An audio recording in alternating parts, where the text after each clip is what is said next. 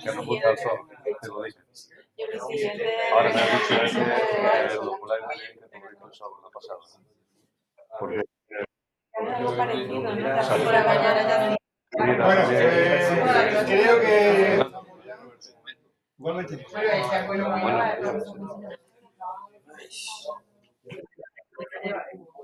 Yo creo que ya está.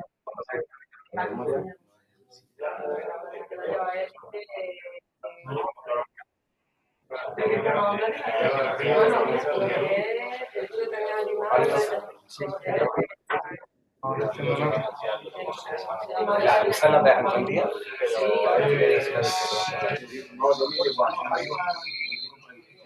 Sí, ahí creo que se pueden apagar alguna sección, pero la apago yo. Bueno, pues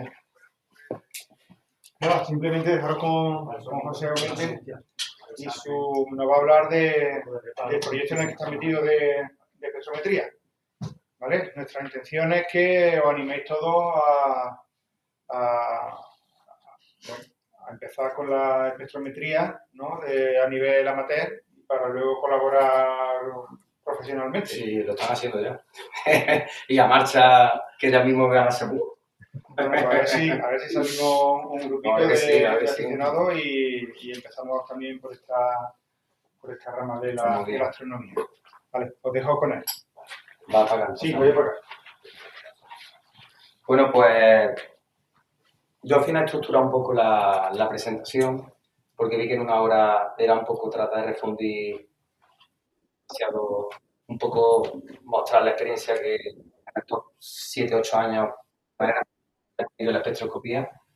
Y entonces he preferido, como ya hablé con Fernando, hacer una primera sesión que es esta, de los conceptos, fundamentos y un poco las cosas o las cuestiones que se pueden hacer con espectroscopía a nivel de aficionado. Y luego la segunda sesión, que será seguramente el mes que viene, pues ya me traeré el espectrógrafo, ¿vale? Me traeré el Solex, me traeré la versión Starex, que son espectrógrafos, como muchos sabéis, que son de rendija, tipo 3D, que están al alcance de nosotros hoy en día. Y por supuesto el Star Analyzer, que el Star Analyzer, el SA100, que es con el que realmente empecé a hacer cositas y fue la que me fue picando el gusanillo para luego dar el paso a la espectroscopía con rendija, ¿vale?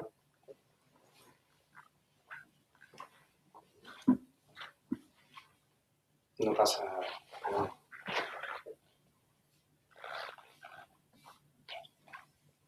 Vale. Bueno, para hablar de espectroscopía, primero, pues lógicamente hay que hablar de su origen, ¿no? El origen de la espectroscopía está en el análisis del espectro de radiación electromagnética. Como sabéis, pues el espectro de radiación electromagnética pues, nos muestra la radiación electromagnética, es decir, la radiación de la luz. Y en sus diferentes longitudes de onda, es decir, descomponemos la luz en las distintas longitudes de onda, que van desde la onda corta, que son los rayos gamma, que son además los más energéticos, hasta los rayos, hasta las ondas de longitud de onda más ancha, que son las ondas. Pues bien, la espectroscopía nos centramos en el rango visible, como sabéis, porque es la que, de alguna manera, pues podemos captar nosotros, el ser humano, con nuestros ojos y, por supuesto, con nuestros detectores, que son las cámaras astronómicas, aunque, lógicamente, las cámaras astronómicas cada vez más pues, van cogiendo un rango mayor, no solo visible, sino parte del infrarrojo, con lo cual podemos aprovechar incluso parte de la información que en el infrarrojo cercano nos llega.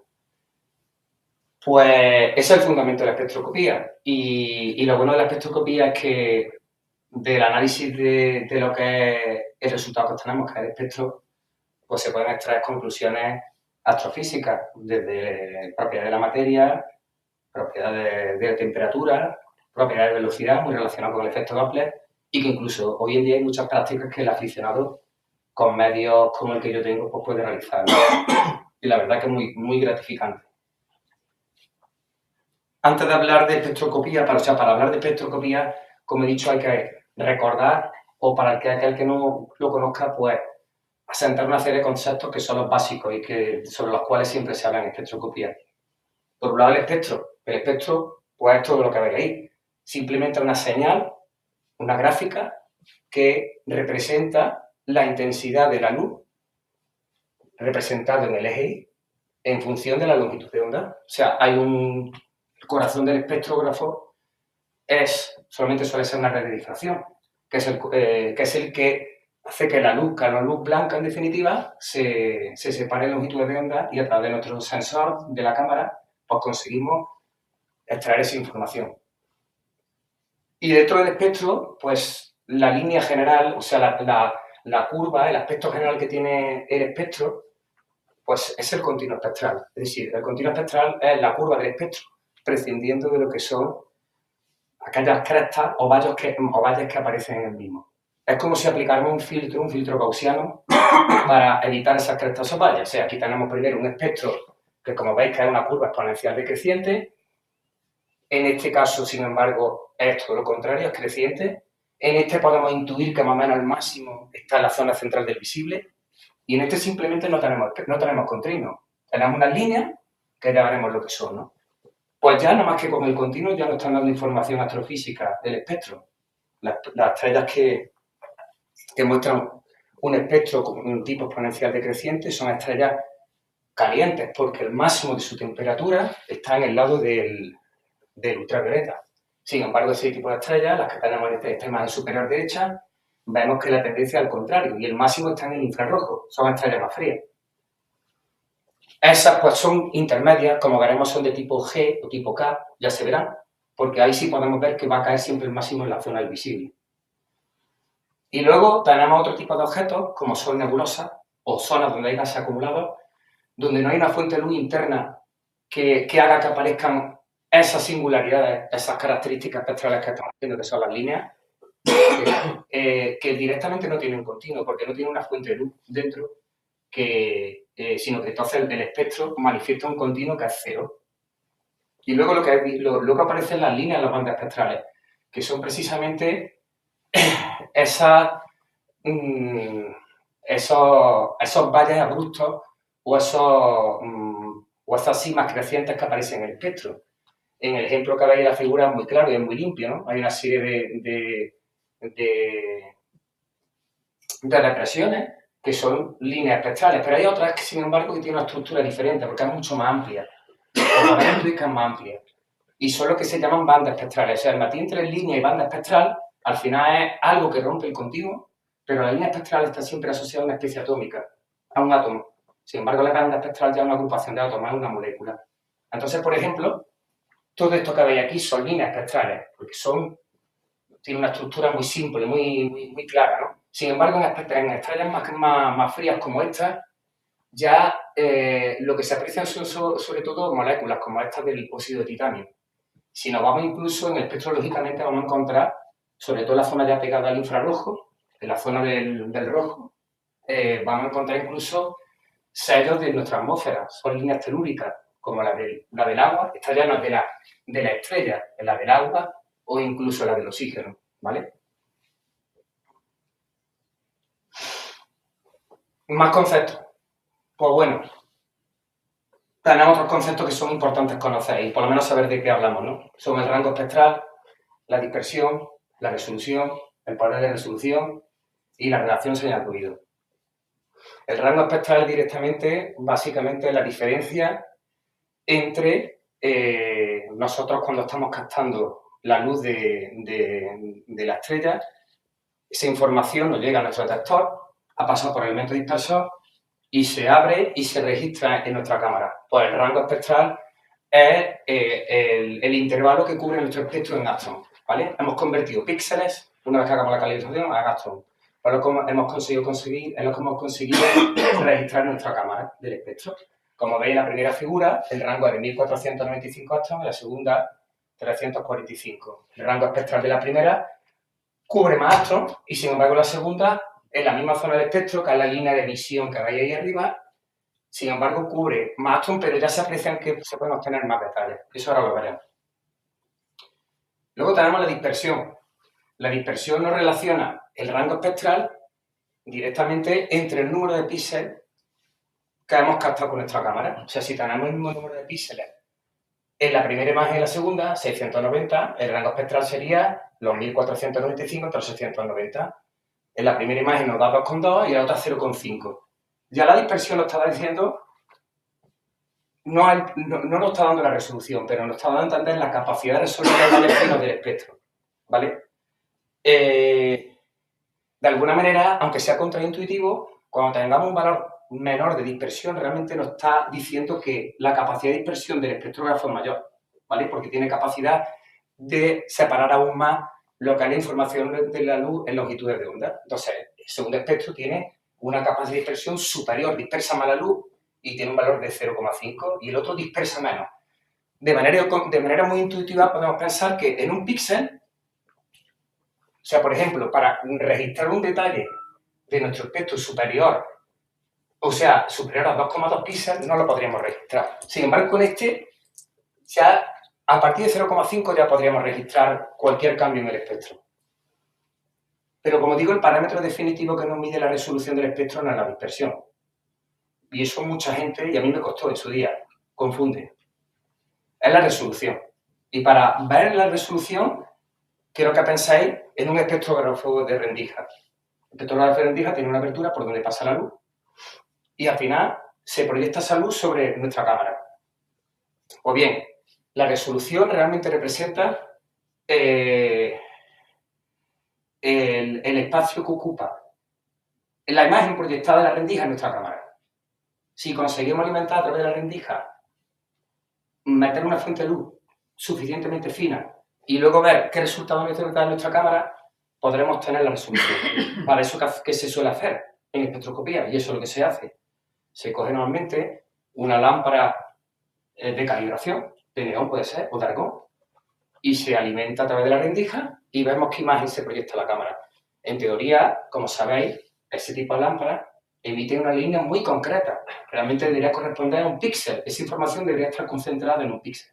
Sin embargo, si vamos a la imagen que capta nuestra cámara, normalmente se distribuye esta imagen de la lámpara. Si lo vemos en nuestra cámara, se distribuye como una especie de campana de Gauss. Realmente se amplía. Entonces, esto es realmente la resolución, pero expresado en Armstrong.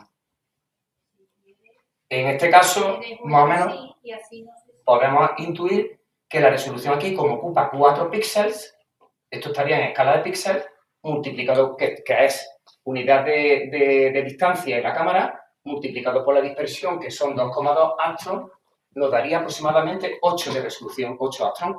Pero si podemos medir y una vez ya calibrado, nos vamos a esa línea del espectro, cogemos nuestro espectro y ya lo hemos calibrado y medimos lo que mide en Armstrong, esa es la resolución.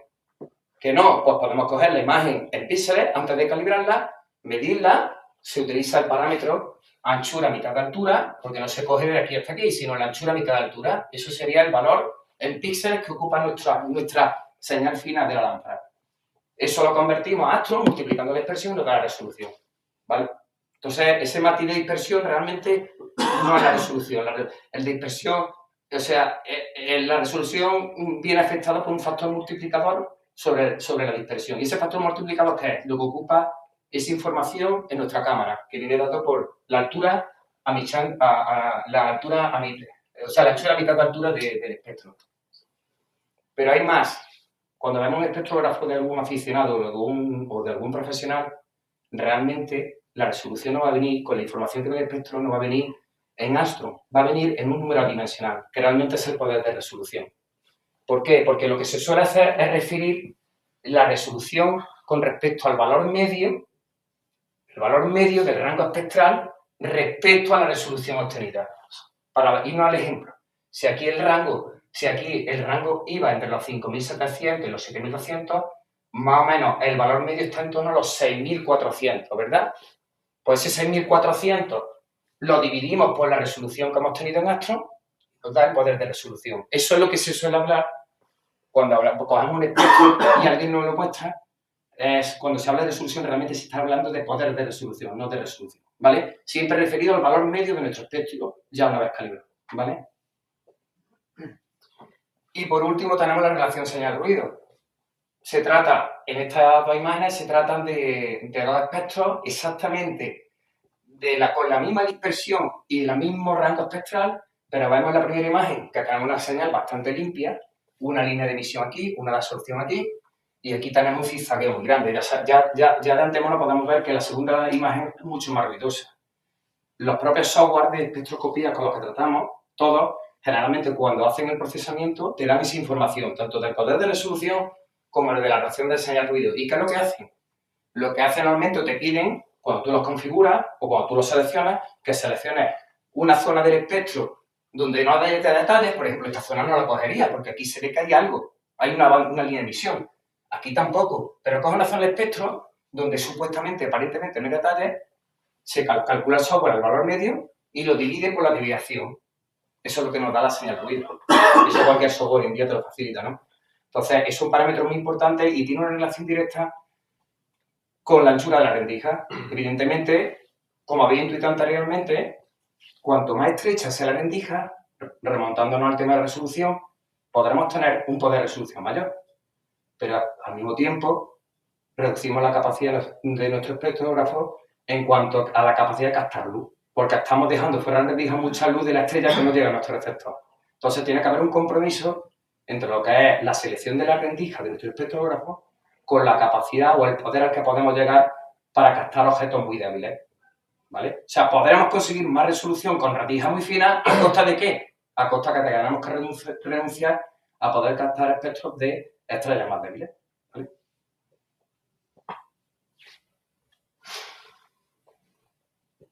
Baja resolución, alta resolución, yo creo que todos lo sabéis. Se habla de baja resolución cuando el espectro, vamos a hablar ya de poder de resolución, el poder de resolución de nuestro espectro es inferior a 1000, número dimensional de 1000. Cuando supera los 1000 a 1500 se suele hablar de media resolución y a partir de 5000, alta resolución. La baja resolución tiene ventajas que podemos captar objetos mucho más débiles. Eso es evidente. ¿Por qué? Porque nuestra red de difracción, que como he dicho anteriormente es lo que dispersa la luz, pues realmente está expandiendo toda la luz de la estrella en todo nuestro campo. No se está desperdiciando la luz. Sin embargo, cuando nos centramos en una zona muy concreta, fijaos aquí, que va de los 6.400 y pico a los 6.700 algo, el resto de la luz que también está captando nuestro dispositivo la estamos rechazando, con lo cual tenemos que exponer mucho más tiempo para captar señal, con lo cual es la gran desventaja de la alta resolución. Nuestro alcance para captar objetos débiles se ve mermado sustancialmente. Yo en mi configuración ya tengo demostrado que a partir de 6,5-7 de magnitud prácticamente imposible. Ya os comentaré la configuración que yo tengo con el equipo, pero claro, ahora en baja resolución puedo llegar a magnitudes de 11-12, seguro. Bueno, y esas líneas y bandas espectrales que es, de alguna manera, la singularidad más importante del espectro, cómo se genera, yo creo que es bueno conocerlo, porque de alguna manera esto ya meterse un poco en la teoría atómica y la astrofísica, pero al que le pica el gusanillo en estas cosas, yo creo que es lo que realmente le motiva para seguir metiéndose en este tipo de cuestiones. ¿Qué es lo que pasa para que se produzcan esos valles o esas crestas en los espectros? Pues bueno, estas son las 3 leyes de Kirchhoff. Kirchhoff fue el astrofísico o el físico matemático alemán que también hizo aportaciones en la teoría de circuitos eléctricos. Pues también hizo su aportación en este campo. Y enunció las tres leyes que son fundamentales para entender qué es lo que pasa en el espectro. El primer caso es un caso hipotético, no un caso real, que no sea la de vida real, pero es fundamental para entender cómo se genera el espectro de emisión y cómo se genera sobre todo el espectro de absorción, que es el más habitual. Pues la primera ley de Kirchhoff dice que un objeto que emite una luz o que emite una energía radioeléctrica intensa, como puede ser una estrella, en nuestro caso, si no hay nada de por medio, registra y conseguimos dispersar esa luz a través de una redifracción prima, como aparece en la figura, obtenemos una luz dispersada en todos los colores, sin que haya ningún tipo de cambio, ¿vale? Eso sería el espectro continuo, sería lo que se llama el espectro de la radiación de cuerpo negro, ¿vale? Realmente esto no lo vamos a encontrar, porque las estrellas siempre por medio de una atmósfera, ¿vale? Y cuando no hay una estrella, hay una nebulosa, que es lo que queremos analizar. Con lo cual, este caso hipotético no nos vamos a encontrar nunca en espectro con una curva sin que haya nada. Eso, pero es la base, ¿vale? En el segundo caso, ¿qué ocurre? Aquí ya no hay ningún objeto que emita ninguna luz, sino que tenemos una nube de gas, una nube que es caliente y de baja densidad, en la cual hay una serie de especies atómicas en ese gas, que está formado por distintos gases. Pues cuando ese gas está afectado por una radiación, normalmente de tipo ultravioleta, los electrones que están en ese gas, de esos átomos, pues tienden a buscar siempre estados más estables, o sea, bajan de órbitas de superiores e inferiores. Ese cambio de órbita hace que se emita un fotón, emita una luz, que es lo que se registra aquí. ¿Y en qué longitudes de onda? Pues las específicas de esa especie atómica. Dependiendo de la especie atómica, el cambiar de una órbita a otra tiene un valor de energía concreto asociado. Pues eso es lo que conseguimos registrar con la banda de emisión. Y de hecho se puede consultar lo que es la bibliografía. Oye, la del hidrógeno, la del helio, la del resto de metales. Lógicamente, el hidrógeno tiene una serie de características de línea de emisión muy concretas y mucho más reducidas que el resto de elementos atómicos, porque tiene muy poco grado de libertad, solamente tiene un electrón. Entonces, las posibilidades de que el electrón vaya pasando de una órbita a otra, solamente hay un juego un electrón. Sin embargo, cuando hay 2, 3, muchos electrones, pues veremos que las posibilidades de línea de absorción que aparecen, o de línea de emisión en este caso, son superiores, ¿vale? Se nos complica más la cosa, pero bueno. Como el hidrógeno en las estrellas suponen prácticamente más del 70% de lo mismo, pues sin duda nos tenemos que centrar en el hidrógeno porque nos va a permitir entender mejor el fenómeno que se produce y porque además, la mayoría de los casos, lo que se va a analizar este tipo de cuestión, el hidrógeno. Y luego el caso más habitual, que es este, el espectro de absorción. Tenemos nuevamente una fuente de luz, una estrella. Pero esa estrella, cuando emite la luz y nos llega a nosotros, que estamos aquí recibiendo esa información, realmente está atravesando la atmósfera de la estrella, la zona de la cromosfera. La cromosfera, igualmente, una serie de gases atómicos, incluso moleculares, si la estrella es muy fría. Y algo pasa ahí, de manera que los fotones que emite la estrella, todos no pueden llegar hasta nosotros. Algunos fotones se quedan capturados, de alguna manera son absorbidos por la atmósfera de la estrella. Así es como se genera el espectro de absorción. ¿Y por qué se produce esto? Volvemos un poco al ejemplo de la parte superior, donde tenemos representado el caso más simple, como he dicho, el átomo de hidrógeno, donde solamente hay un electrón y el protón en el centro del mismo. ¿Cómo se produce la línea de absorción? ¿Cómo se produce este efecto aquí, que luego vemos estas líneas que son la línea de absorción? Pues se produce porque, si como hemos dicho antes, viene la radiación electromagnética a la nube de gas, viene el fotón y estos átomos que están aquí, ven que llega un fotón de una energía que es exactamente la misma que la necesaria para que el fotón pase de una órbita a otra, directamente absorbe el fotón. ¿Y en qué se invierte esa energía? En promocionar el electrón a la siguiente órbita. Entonces, esa luz ya queda retenida en el átomo, promocionando el electrón hacia la capa superior. El efecto contrario sería la emisión. Tenemos un electrón en una determinada capa y por la mecánica cuántica, el estado natural de los electrones es que tiendan a buscar el estado más estable, que es bajar, desexcitarse. Entonces, cuando se desexcita el electrón, baja de órbita y lo que hace es emitir un fotón. Entonces, por eso aparecen aquí las líneas de emisión, ¿vale? Bueno, y diréis, bueno, ¿y por qué en las estrellas calientes tipo A, que muchos sabéis, se emite línea de absorción y en otras no? Pues depende del grado de excitación térmica que tenga la estrella. Porque, lógicamente, el hecho de que un electrón esté en una órbita o en otra depende de la temperatura que emite la estrella. Está comprobado que para temperatura entre 8, 7500 y 10.000 grados Kelvin, que son las más o menos las de tipo espectral tipo A, y la mayor parte de los electrones en los átomos de hidrógeno se encuentran no en el estado fundamental, que es la órbita que está más cercana al núcleo, sino en el n igual a 2. Como la mayoría están ahí porque están excitados por la energía térmica que emite la estrella, si se produce una transición va a ser desde el nivel 2, bien al nivel 3, que sería el H-alfa, que es este de aquí, o bien del nivel 2, daría o sea, como si fueran dos saltos de energía, al nivel 4, que sería el H-beta, al H-gamma, si serían 3 saltos del 2 al 5 y así sucesivamente. Y eso solamente se puede ver en ese tipo de estrellas que tienen esa temperatura, pero es porque los electrones en ese átomo están en ese nivel de energía. Pero lógicamente puede darse esta situación en otro tipo de estrellas, más caliente o más fría. Si pensamos en una estrella más fría, pues lógicamente la gran mayoría de los electrones estarán en el estado fundamental, que es n igual a 1, más cerca del núcleo. Y para que se produzca el salto necesitan más energía que aquí, que en la serie de Balmer, que es la serie de la zona visible del hidrógeno. ¿Esto dónde lo podemos ver? Si necesitan más energía, como hemos visto en el espectro electromagnético, la zona de más energía corresponde a la zona de ultravioleta. Para poder ver esta información tendríamos que tener la posibilidad de observar el ultravioleta. No podemos verlo. Pero esto, como luego veremos, en estrellas más calientes, pues sí podemos encontrar ya muchos electrones en el nivel 3. Y entonces veremos transiciones porque el nivel de excitación es mayor, entonces estaría en un nivel más alto.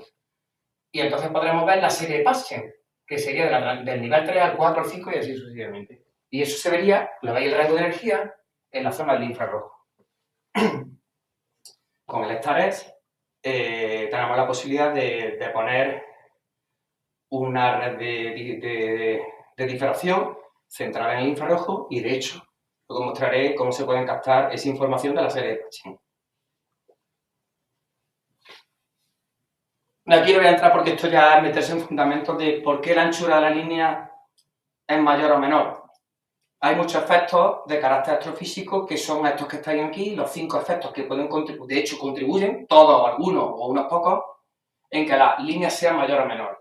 El ensanchamiento natural afecta a todas, es un tema probabilístico, básicamente. La energía no es precisa, sino que siempre hay un rango.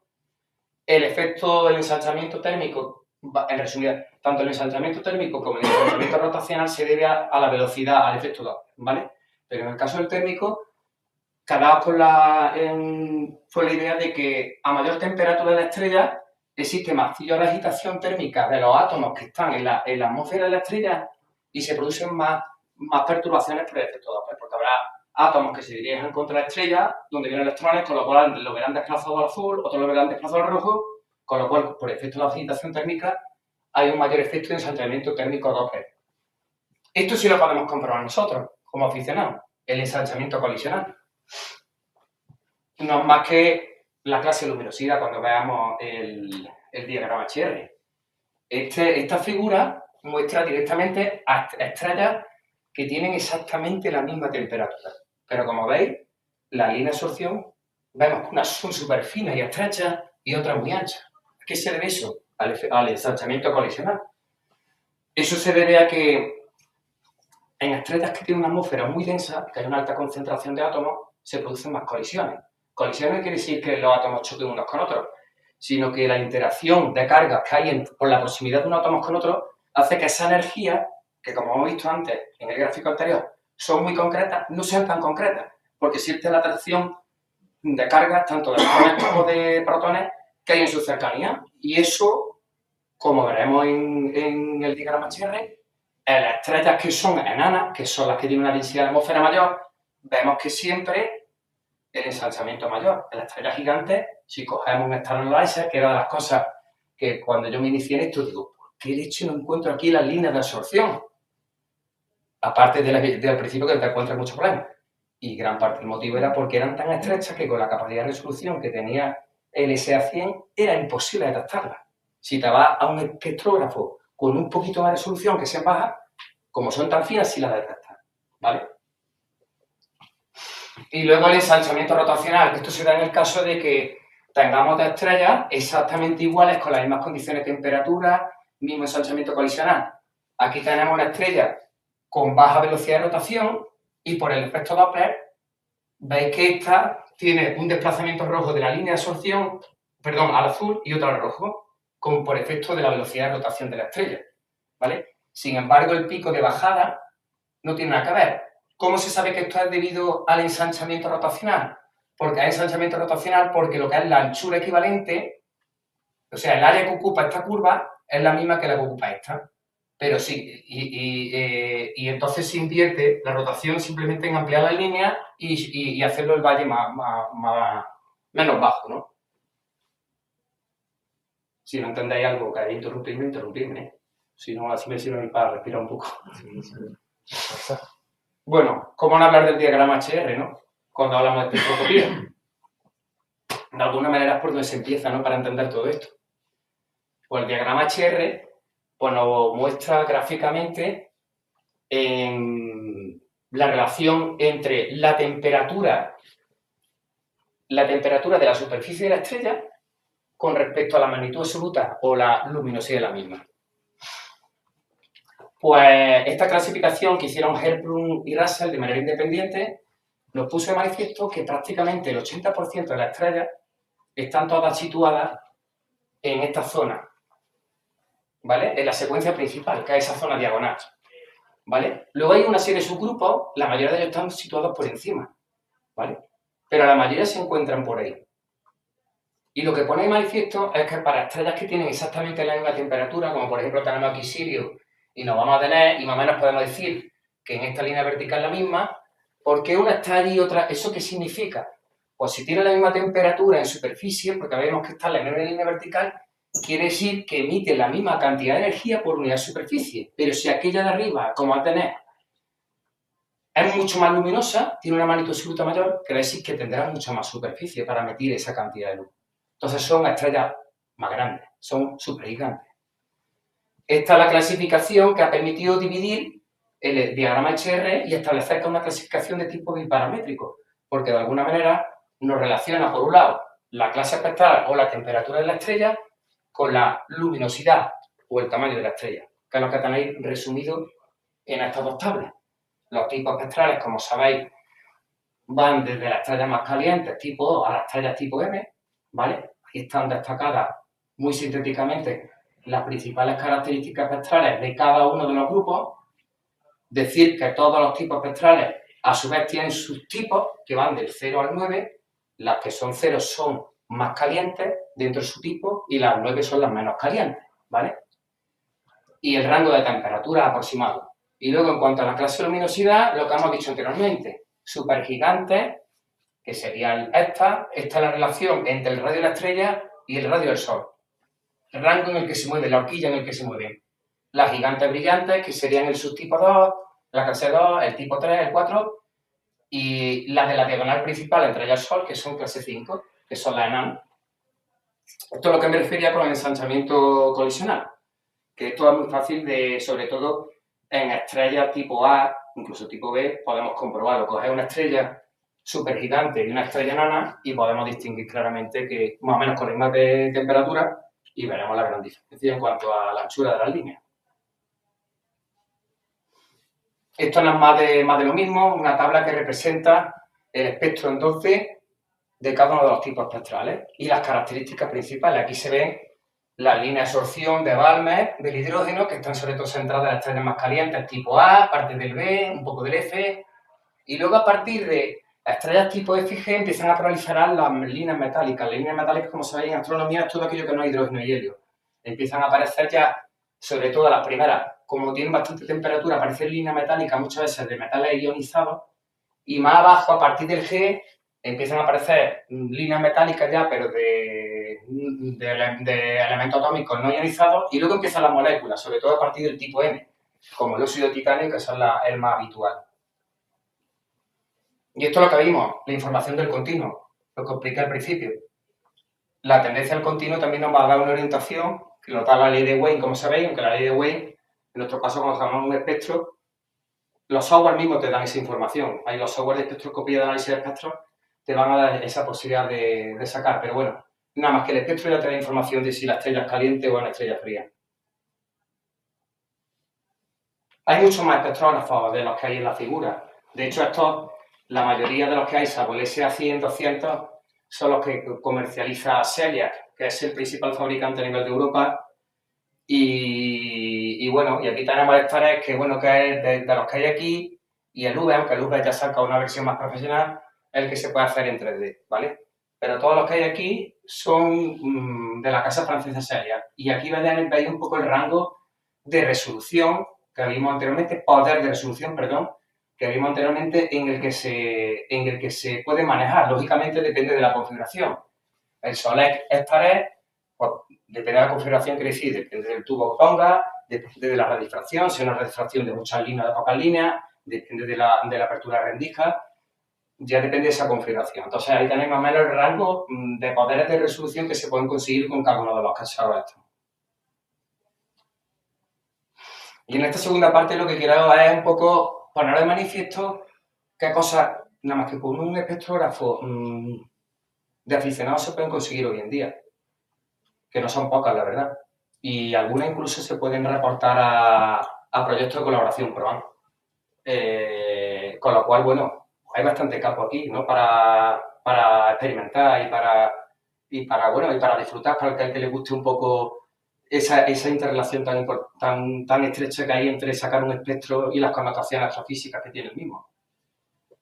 Vamos a ir viendo un poco lo que yo he venido haciendo, un resumen, aunque todos sabéis que está publicado en la web de Astro Córdoba, lo que he venido haciendo desde el principio que empecé hasta hoy en día. Estos son los primeros 3 espectros. Como veis, con un SA100, todo esto está hecho con el Star Analyzer, podemos hacer cositas. Lógicamente no tienen valor científico, pero ya te vas metido en este mundo y vas sacando conclusiones. El primero que veis ahí es del año 2017, que es cuando me hice con el SA100, y bueno, directamente es sacar el espectro de la famosa albireo, que como sabéis, nada más que ya en el telescopio se pueden distinguir a simple vista que una tiene un color azulado, otra amarillo anaranjado, y dices, contra, es que hay una diferencia de temperatura entre las estrellas. Pues sacar los espectros, aquí tiene albireo A, que es una estrella tipo K, de tipo espectral K, y albireo B, que es una estrella de tipo B. Y veis, bueno, ahí están representadas estas gráficas, pues este que veis aquí es el espectro original, el otro es el de referencia de la base de datos, y el otro el corregido con la respuesta instrumental, ¿vale? Igualmente en el albireo B. Ya se ve directamente la tendencia. Esta se ve que es de una estrella caliente, que es albireo B, nada más que por la curva, y la otra de una estrella más fría. Luego también puede sacar incluso de una estrella B, puede sacar el espectro de emisión, la famosa gamma Casiopea, que es la más accesible, porque tiene una magnitud muy... Entonces aquí directamente pues estar sacando las líneas de emisión del H-alfa y el H-beta, y directamente en baja resolución con el SA100. Y en este caso directamente, pues, de estas cosas que saca el telescopio a la terraza y dices, ¿qué veo de aquí? Pues veo en verano el Escorpión y Sagitario. Pues bueno, voy a coger la estrella de esa constelación de distintos tipos espectrales y a sacar los espectros. Pues bueno, pues un ejemplo más, ¿vale? Todo esto, limitaciones importantes. Aquí utilicé un 925, un Celestron 925, mucha magnitud, pero sobre todo la cámara.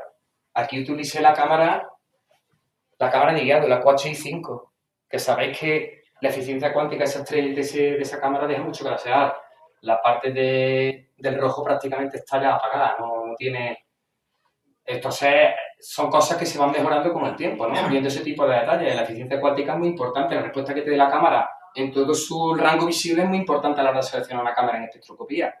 Hoy en día evoluciona mucho esto. Cada vez las cámaras te dan una eficiencia cuántica cada vez superior para captar todos estos detalles. Estas que veis en rojo, pues es un contrasentido. Estas que están en rojo es porque realmente, veis aquí el espectro de arriba, el espectro real es en rojo, es en colores, perdón, porque utilicé una DSLR. Le quité el filtro de infrarrojo, que me tapaba toda la parte de esa, y digo, bueno, como quiero captar el H-alfa y con la otra no lo conseguía, como ya lo quité para astrofotografía, pues digo, voy a colocar en vez de la QHI, voy a colocar esta, y así por lo menos pues capté con esa cámara, con las limitaciones que tiene, porque pierde mucho más resolución en el resto, pero por lo menos puedes captar el H-alfa. Aparte de hacer la clasificación astroespectral, pues puedes sacar espectros de nebulosas planetarias. Esta es la misma nebulosa planetaria sacada con el SA100 en el 2021 y este con el StarX en el 2024, la nebulosa Saturno. Fijaos, pues se pueden sacar las líneas espectrales, pero claro, aquí era fui un poco aventurado porque digo, voy a marcar las 3 líneas de emisión, pero aquí no se ve nada más que una cresta. Realmente no estoy siendo fiel a lo que refleja el gráfico. Sin embargo, aquí sí, fijaos el poder de resolución que tiene el StarX, que está en una resolución 1000 con respecto a lo que nos da, lo que nos da el SA100. En esta gráfica, que es la misma que de este espectro, veis que podemos sacar ya los detalles de las líneas prohibidas del oxígeno, doblemente ionizado, y del H-beta, cosa que ahí no lo podíamos hacer.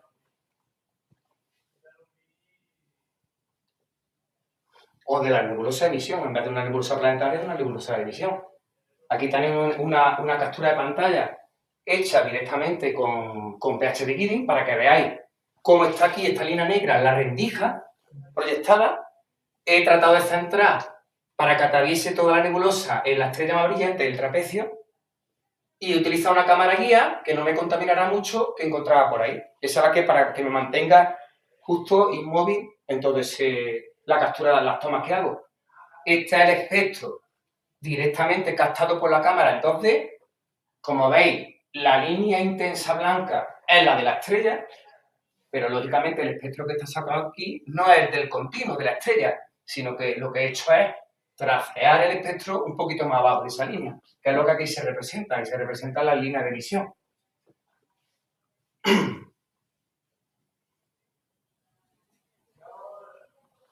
En alta resolución, lo más accesible, bajo mi punto de vista, para nosotros, es hacer aportaciones desde la estrella B. Es súper sencillo, es muy fácil.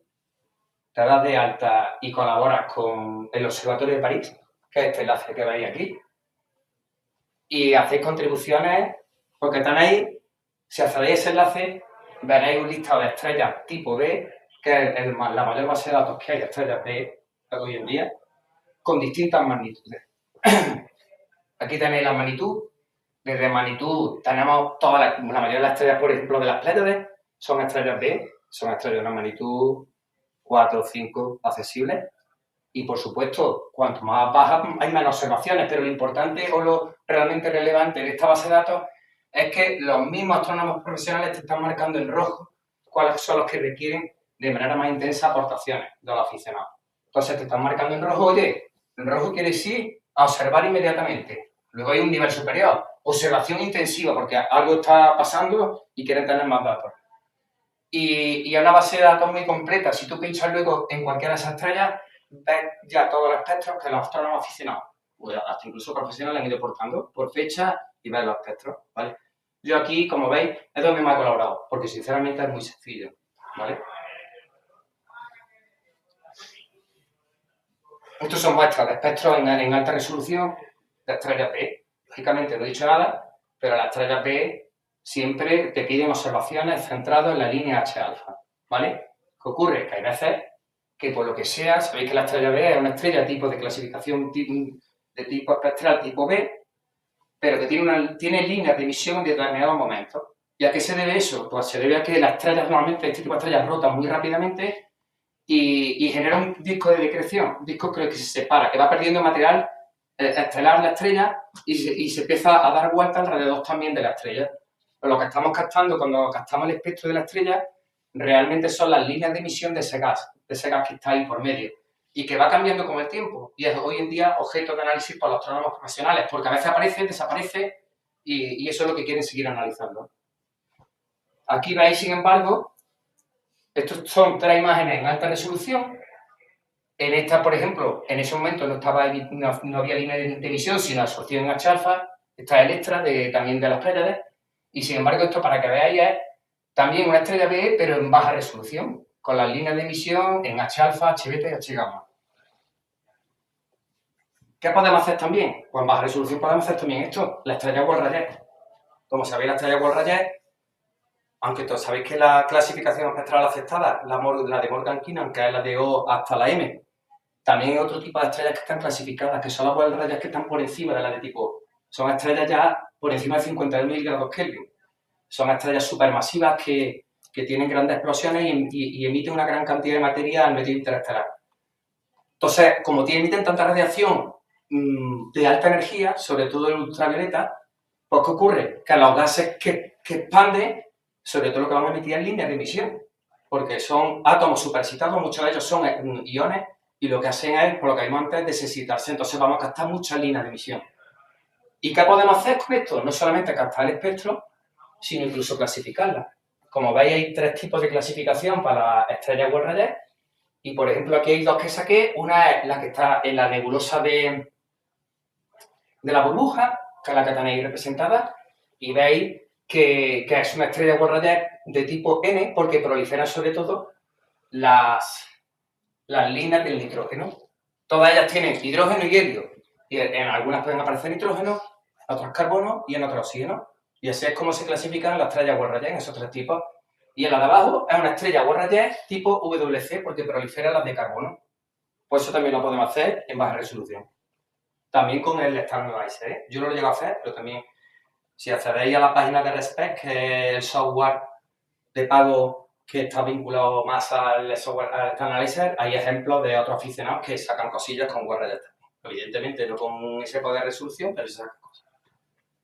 Una de las cosas que no he hecho, por ejemplo, es medir la velocidad de rotación de las estrellas. O sea, perdón, de la galaxia.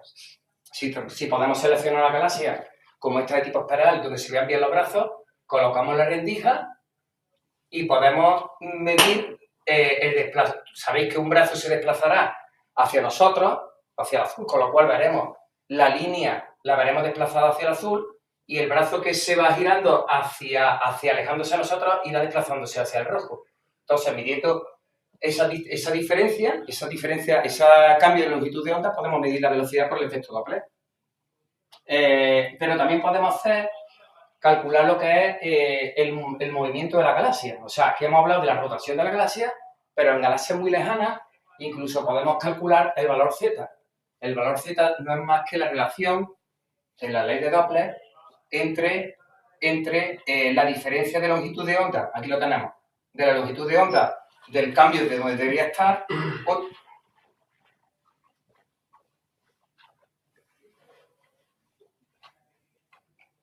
con respecto a la longitud de onda de referencia. A partir de un valor de Z, el valor cosmológico de Z, que se le llama corrimiento al rojo, superior a 0,1, se impone la velocidad cosmológica. Ya no estamos hablando de Doppler en sí. El Doppler sabéis que está asociado a distancia recorrida. Aquí no hay distancia recorrida, estamos hablando ya del concepto abstracto de expansión del universo. Aquí no estamos hablando de que estamos corriendo en el espacio, sino que se está expandiendo. Entonces, cuando veáis que hay tablas que el valor de Z supera el 0,01, prácticamente lo que está influyendo ya es la velocidad cosmológica. Aquí no hay, cuando medimos el valor de Z, no sabemos a priori qué contribución tiene el movimiento singular que tiene esa galaxia con respecto a la velocidad, con respecto a la expansión cosmológica. Pero sí está más que demostrado por la ley de Hubble que a partir de un valor de Z de superior a 0,01, ¿vale? En positivo, los valores positivos que veis aquí es que se están alejando, como ocurre en la mayoría de los casos. Sin embargo, estas que veis aquí, salvo la de la N81, como son del grupo de galaxias de la Vía Láctea, pues como están interrelacionadas gravitacionalmente, se están acercando de valor negativo. Pues podemos también, de alguna manera, medir el valor de Z. Podemos discriminar si es efecto Doppler real o expansión del universo, pero podemos medirlo.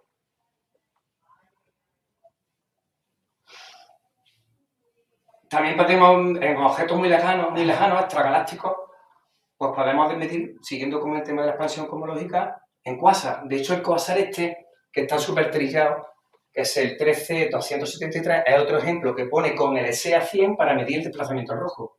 Con el SA100 yo lo he experimentado, pero se puede obtener el desplazamiento al rojo de las líneas espectrales. Como veis, aquí están en emisión y aquí en esta figura está mostrando lo que se desplaza las líneas espectrales del H-alfa, H-beta y calculan el valor de Z, es decir, miden sobre el espectro ya calibrado la posición de las líneas que tiene que ser, la posición que ocupan del H-beta, H-gamma y H-beta, H-epsilon y H-gamma y la diferencia. Y como sabemos que la diferencia de longitudes de onda, es decir, el desplazamiento dividido por la longitud de onda de referencia, nos da el valor de Z. Entonces, ese tipo de cosas también las podemos comprobar y, de hecho, este caso, como he dicho, insisto, se puede hacer hasta con un SA100, por lo que he visto yo también en la web.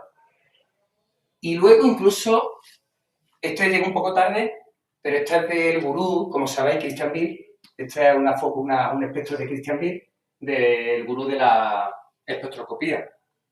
Esto se trata de un microquasar, es decir, se trata de un objeto ya galáctico, no extragaláctico, o sea, está en nuestra galaxia.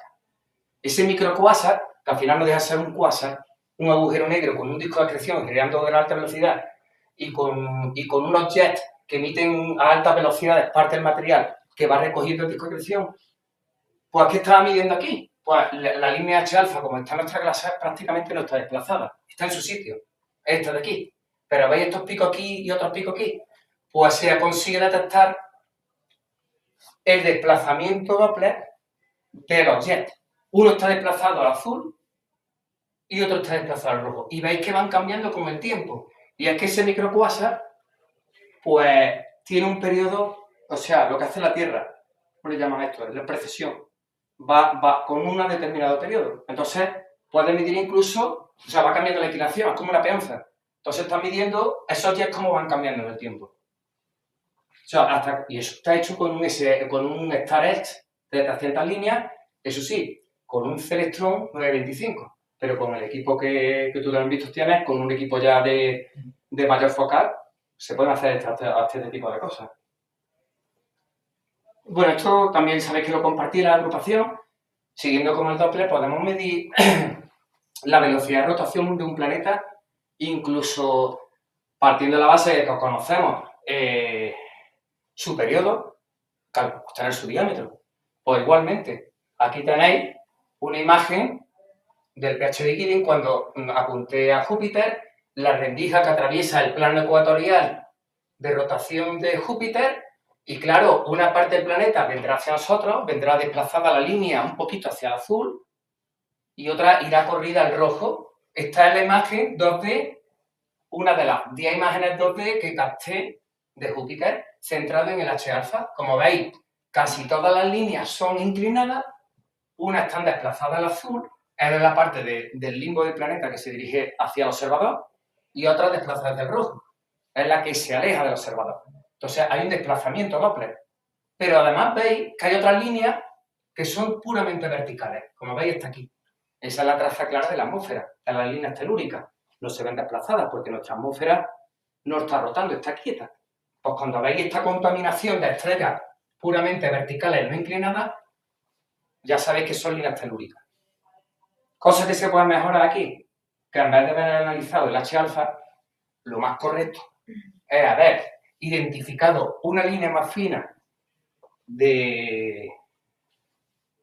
haber identificado qué elemento químico es ese, porque claro, el grado de precisión para decir qué pisa este y qué pisa esto, como es tan ancha, es mejor, vale, el H-alfa muy claro, el H-alfa que veis aquí no es más que la reflexión del Sol, porque Júpiter evidentemente no emite el H-alfa, ¿vale?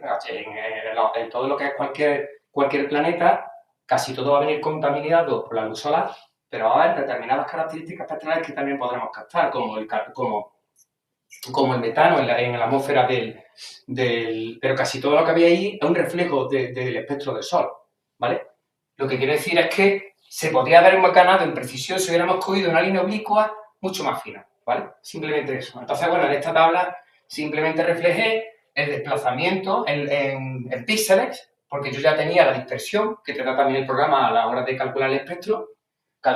No tienes que ni siquiera que convertía longitudes de onda. O sea, teniendo el desplazamiento en píxeles sobre la imagen 2D y calculando la dispersión, ya estás midiendo lo que es el desplazamiento Doppler, que calcula la diferencia, aplica la fórmula, ¿vale? Y una cosa importante, aquí el factor es 1 partido por 4, no 1 partido por 2, porque es luz reflejada. La luz que va a Júpiter se refleja doblemente, va del Sol a Júpiter y luego viene a nosotros. Entonces, a diferencia de la estrella en la cual para medir la velocidad de rotación dividimos por 2, aquí dividimos por 4. Era simplemente por ese motivo. Y luego directamente, partiendo de la base de la bibliografía que te dice que el periodo de rotación de Júpiter es de 9 horas 55 minutos, directamente aplica la fórmula y estima el diámetro y esos son los resultados que se tienen. Es algo también muy accesible. Alta resolución, por supuesto, ¿vale? Porque para medir desplazamientos espectrales, cuando hablamos de velocidad, siempre alta resolución. Baja resolución, medir velocidades, no tenemos capacidad de resolución para hacerlo, ¿vale? Binaria espectroscópica. Esto es una de las cosas que intenté este verano, pero no lo conseguí. Pero no porque sea difícil, que tampoco creo que lo sea. Pero ¿qué pasa? Que las binarias espectroscópicas necesitan, durante noches más o menos consecutivas, sacar el espectro. Y si una vez se te nubla, como me pasó 2 noches seguidas, otra la mujer quiere salir esa tarde-noche y no quedarte tú en verano, pues claro, al final no tienes muestras suficientes para llegar a algo. Entonces, eso lo hice este verano, pero cuando quise, digo, no tengo suficientes datos. Como sabéis, las binarias espectroscópicas son estrellas dobles o incluso múltiples que tienen un centro de gravedad común, o sea, orbitan entre ellas, pero están tan cercanas que visualmente no se pueden resolver. La única manera de resolverlas, de saber si hay más de una estrella, es por espectroscopía. Entonces, hay 2 tipos de estrellas binarias espectroscópicas, que son las de tipo SB1 y SB2.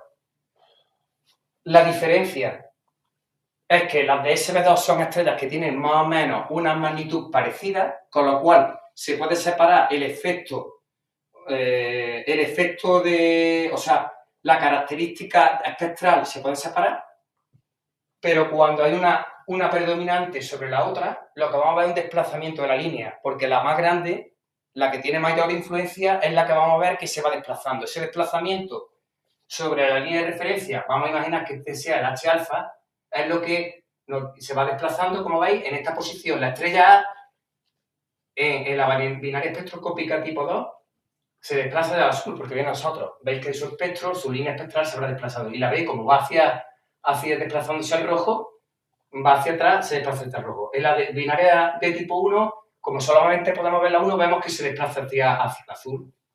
En esta no hay efecto Doppler, porque veis que las estrellas se desplazan en paralelo, o sea, en perpendicular al campo de visión del observador. Y en este efecto es el mismo que aquel, pero al contrario. Ahora la B es la que se desplaza hacia el azul y la A al rojo, por eso está desplazado. Entonces, el análisis sucesivo y sacar esos espectros en días consecutivos nos lleva a ver ese desplazamiento espectral de las líneas y poder calcular la velocidad máxima de rotación a través del efecto Doppler, como veis aquí, y luego a través de esta ecuación, que básicamente es la ecuación kepleriana que te permite, a partir de los datos que tú alimentes de velocidad, es solamente en Python, se suele meter en Python tú haces varias observaciones, calculas la velocidad y lo que te hace es calcular determinados parámetros keplerianos como son, por ejemplo, el periastro, lo que es la magnitud máxima de velocidad y entre ellos también el periodo orbital. Esta imagen, por ejemplo, estos son los observadores que utilizando el Starret también. Esta de la estrella Mizar, que como veis es una variable espectroscópica tipo 2, como veis se desdoblan los de línea H alfa cuando están en la situación que veis allí, y sin embargo aquella de allí es de la estrella Alfa del Dragón, que tiene un periodo más o menos de 25 días.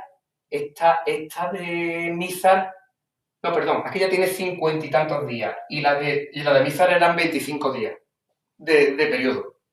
Hay otra estrella, que esta es la que yo intenté este verano, por lo que digo yo de la terraza, que es beta, la estrella beta del Escorpión, que es una variable de tipo 1 como aquella, el periodo eran 6 o 7 días, ¿vale? Y explica que los periodos son 4 o 5, o sea, que están al alcance, son estrellas brillantes y están al alcance de nuestra mano para intentar sacar la velocidad e incluso el periodo. Otras más estrellas, pues estrellas tipo P Cygni.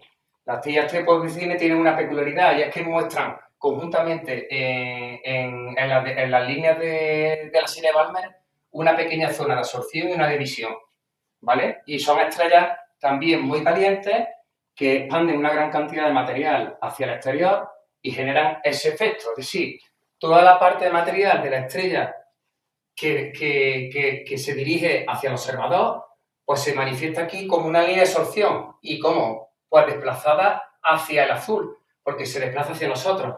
Sin embargo, todo el material que es expulsado lateralmente se manifiesta como una línea de emisión, ¿vale? Entonces, al fin y al cabo, el perfil P Cygni es una superposición de los dos efectos, del efecto de su absorción al efecto de emisión.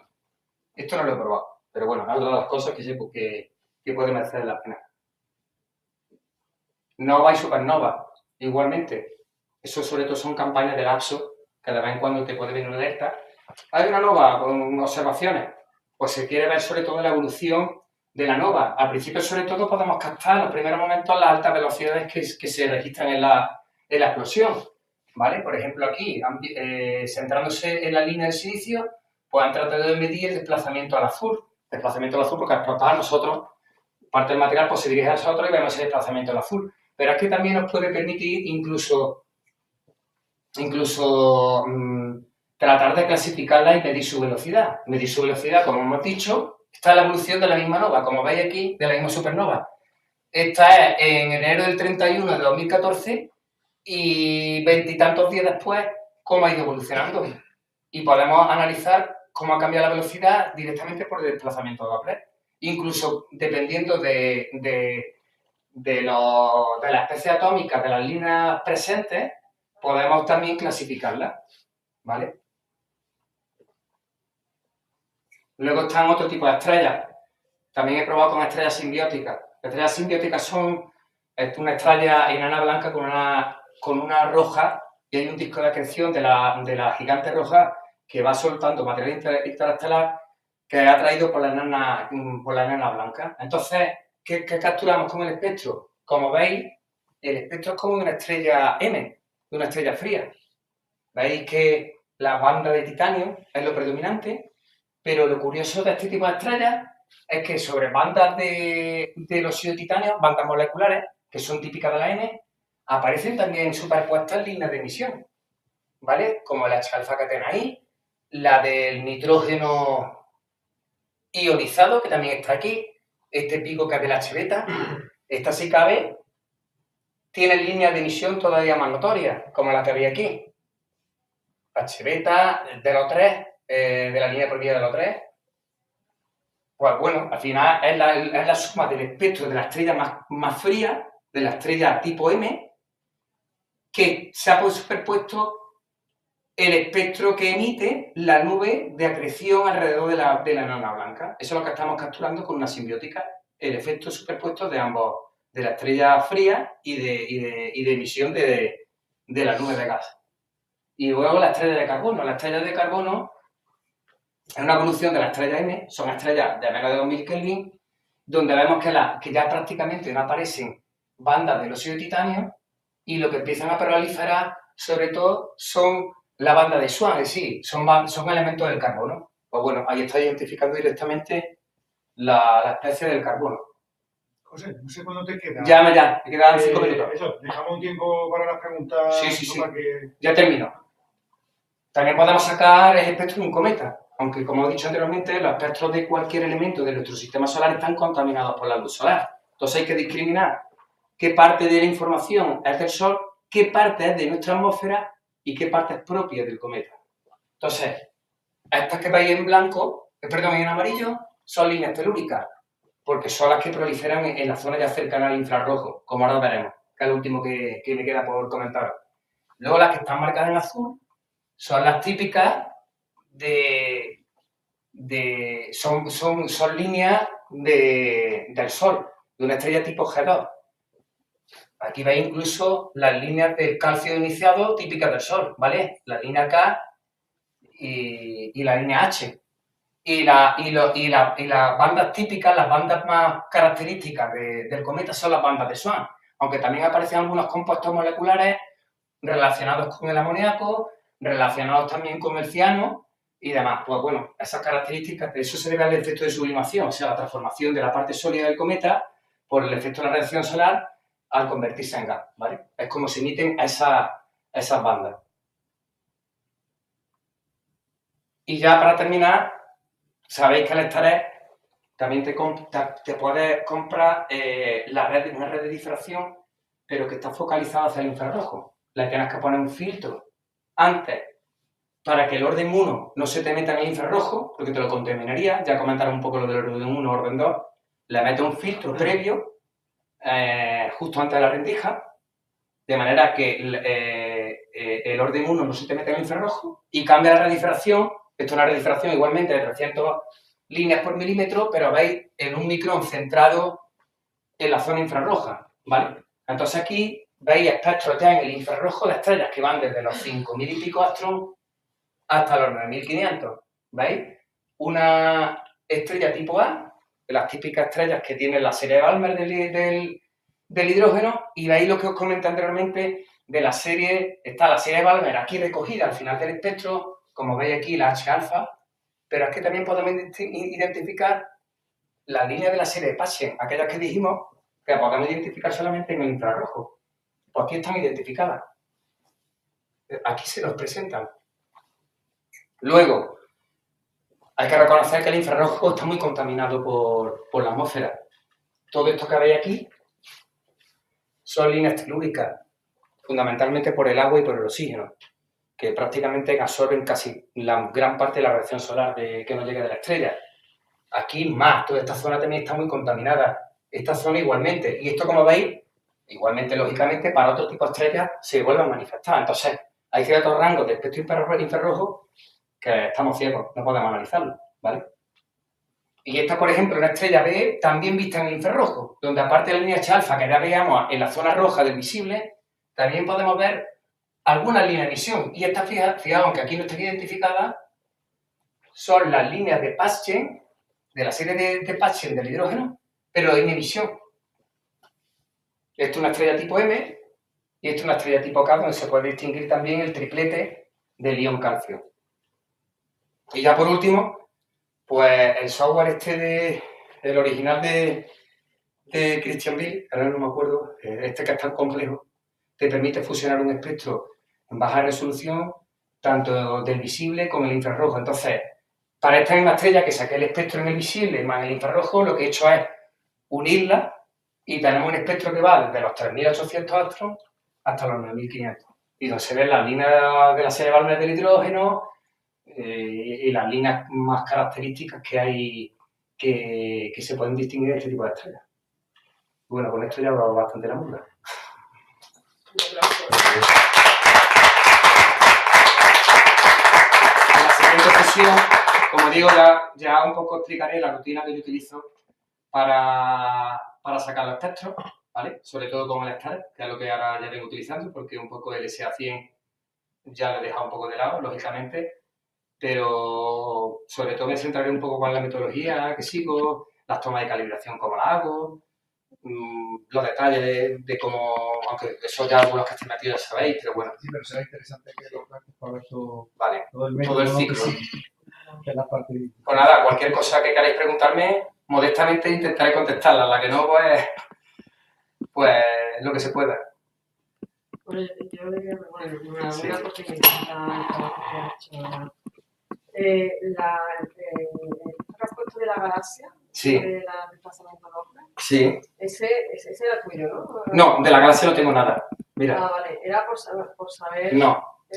cuánto tiempo... Mira, todo lo que habéis espectro que además viene, yo he metido y he tratado de meter esto, ¿no? Ese. No, esto no es mío. Vale. Como veis, esto no esto de galaxia, de tema de galaxia, de cuásar, eso No, por eso, porque no he hecho nada. El color del tiempo que tienes que generar para ver el desplazamiento. ¿El qué? A ver, ¿el qué? No, que era para, por ejemplo, tú has dicho, la binaria tienes que estar 6 días para sacar... Sí, la binaria sí, yo creo que son bastante accesibles, sobre todo si esas cuatro estrellas son bastante accesibles, porque son de una magnitud accesible con nuestro equipo. Pero claro, te requiere, el que tiene un observatorio puede dar una gran ventaja. Yo, si tengo que sacar el telescopio, tengo que dejarlo noche y noche en la terraza y que todos los astros se conjuguen y que no tenga problemas. Y seguir esa rutina todos los días. Entonces, el gran problema es eso, porque luego una vez que saca el espectro es como lo de Júpiter, que es súper sencillo. Es medir el desplazamiento Doppler y luego coges esa función, o incluso ni siquiera, si no quieres sacar la función, tú como tienes la gráfica, estimativamente a lo mejor no te va a salir 20,5 días, pero te va a salir 21,2, ¿vale? Porque ya tienes toda la gráfica y ves en qué momento ya empieza otra vez el ciclo, pero que sí es accesible. No, ya por eso también el tiempo que porque en una galaxia ya tienes que tener más tiempo para ver ese desplazamiento. Bueno, al final la galaxia tú vas a ver un puntito luminoso. Si tú quieres medir el desplazamiento Doppler en una galaxia, no estamos hablando de velocidad de rotación de los brazos, el desplazamiento, tú apuntas a ella como una estrella. Sabes, tú calibras tu espectro, que sabes dónde están todas las líneas, y vas viendo, por ejemplo, si puedes distinguir la línea H alfa, sí se te habrá desplazado un poquito hacia el rojo. Y ahí es como va a ver. Son tomas y es directamente apilarlas, calibrarlas y demás. No necesitas tiempo, es una noche, un rato de observación lo podrías hacer. ¿Vale? Si ves la galaxia... Las binarias sí, las binarias exigían hasta, no digo todos los días, pero tener una muestra de datos que te pueda cubrir todo el ciclo. Si queréis ver la galaxia, ¿qué tipo de... Claro, de desplazamiento tiene? Hay una documentación muy buena para aquellos que os queréis meter, que es el atlas de Richard Walker. Richard Walker, a nivel de astronomía aficionado, hace una documentación. Yo, gran parte de esta información y lo que he ido aprendiendo, lógicamente, ha sido a partir tiene varias publicaciones y son súper completas. Y os lo recomiendo, ¿vale? Yo incluso lo tengo en PDF. Si os interesa esa documentación, os la puedo facilitar, ¿vale? Porque se mete mucho en lo que son los conceptos y los fundamentos astrofísicos, pero eso es lo que realmente a mí, por lo menos, es lo que el atractivo que le veo yo a la espectroscopía, aparte de que, lógicamente, muchas veces con que te centres en sacar tus espectros y subirlo a la página ProAn correspondiente, oye, pues ya es un resultado, ¿no? Y bastante bueno. Pero si queréis más y encontrar el porqué de las cosas, pues la verdad que está muy bien. Y tú eres yo solo prácticamente, ¿no? O sea, tú te has metido Sí. aquí porque te atraía el tema de la Sí. tipografía. Porque cuando me aburría me daba por eso, sí. Y te daba por ahí. La verdad que sí. Es verdad que esto es un boom. Cuando me ha aparecido el proyecto Solex Staré, ha sido un boom. Y yo estuve muy atento porque estaba muy metido en ese momento con el SA100 y me metía y digo, contra esto, primero salió el UVEX y empecé a mirar lo del UVEX y digo, esto lo veo muy complejo. Pero luego salió la Staré que estaba... ¿no? Sí, llevo muchos años siguiendo todo lo que estoy metido en el foro, porque tú sabes que tiene varias listas de correo muy activas y aunque hablen en francés casi todos, algunos en inglés, pero bueno, hoy en día eso no es ningún problema, le das traductor y te enteras de todo. Pues entonces estaba en todos los hilos. Yo me metía en todos los hilos, al X7, claro, hay gente con un nivelazo enorme, pero con tiempo también aprendes mucho, sobre todo, de eso aprendes muchísimo, de meterte en esas listas de correo. Son muy dinámicas. Cardao nadie diría que no has estudiado astrofísica, ¿no? ¿Qué? Y con la charla que has dado, No, bueno. Por ti mismo. No, claro, pero he aprendido sobre todo, como he dicho, de esa documentación y del foro. Del foro y de la lista de correos se aprende un montón. Porque yo también preguntaba cosas, aunque me costaba, me preguntaba cosas, pero todo al principio, y oye, normalmente la gente enseguida te responde, te ayuda. Eso sí es verdad. Pues nada, pues continuaremos el mes que viene si... ¿Qué si nos ha dejado Trata- para el mes que viene? Porque Trataré de traer el telescopio con el Solex para que antes de que se nos vaya el sol, como ya tendremos una hora más, intentamos estar a las 7 en vez de las 7 y media para que tengamos día sol, para sacar una imagen del sol y luego un poco comentaros un poco cuál es mi procedimiento de trabajo para sacar los espectros, ¿vale? lo comentábamos esta mañana con Víctor, sería posible o asequible el hacer un taller, digo, porque claro, cuando a lo mejor ahora hay gente que se quiere meter en esto, pero claro, Sí. una cosa es eso, después de tu charla que le ha resultado muy atractiva y igual me gustaría hacer esto, es cuando me pongo. Estamos hablando podríamos organizar un taller donde ya directamente, bueno, sería un poco lanzarse ya a la piscina directamente, pero, hombre, que le proporcionáramos los materiales, ¿no? La primera rejilla, la SA100, pues, para que, y una serie de... por ahí se empieza, la verdad, si luego te llaman, hombre, yo para aquel que se está iniciando, no voy a recomendar nunca que se hagan con un espectrógrafo ya de rendija. Desde luego que no, claro. porque primero tiene que llamarle, porque a todo el mundo lo llame. Hay muchos que le llaman y lo entiendo porque yo he estado mucho tiempo en eso y me encantaba. La astrofotografía es espectacular lo que hacéis los compañeros, es una pasada. Pero claro, ya depende de los gustos de cada uno. Claro. Pero yo, por supuesto, la red de distracción, el SA100 lo puedo poner a disposición sin problema. Es muy sencillo de sacar un espectro con la rendija. Lo suyo sería eso, organizar un taller donde ya con ese equipo mínimo, una introducción, que la gente ya lo tenga, que tú directamente digas paso a paso, ¿no? Un tutorial, ¿no? Pero directo aquí en persona, aprovechando que te tenemos aquí, vamos, que es una suerte, la verdad. Vale. Y que eso, con sesiones prácticas, lo mismo que tú vas a hacer la sesión que viene, pero imagínate, ¿no? Que en el taller, pues, tú le explicas paso a paso lo que hay que hacer, interpretar lo que están viendo, aprender a utilizar las herramientas para analizar los espectros y otro día, pues venirse por la tarde, además eso, hay la suerte de que podemos hacerlo tanto de día como de noche. Sí. Pues, cada uno se trae su telescopio, su rendija y empieza a sacar imágenes y eso ya... Sí, ya está dentro. El SA100 yo creo que está en torno a los 200 euros.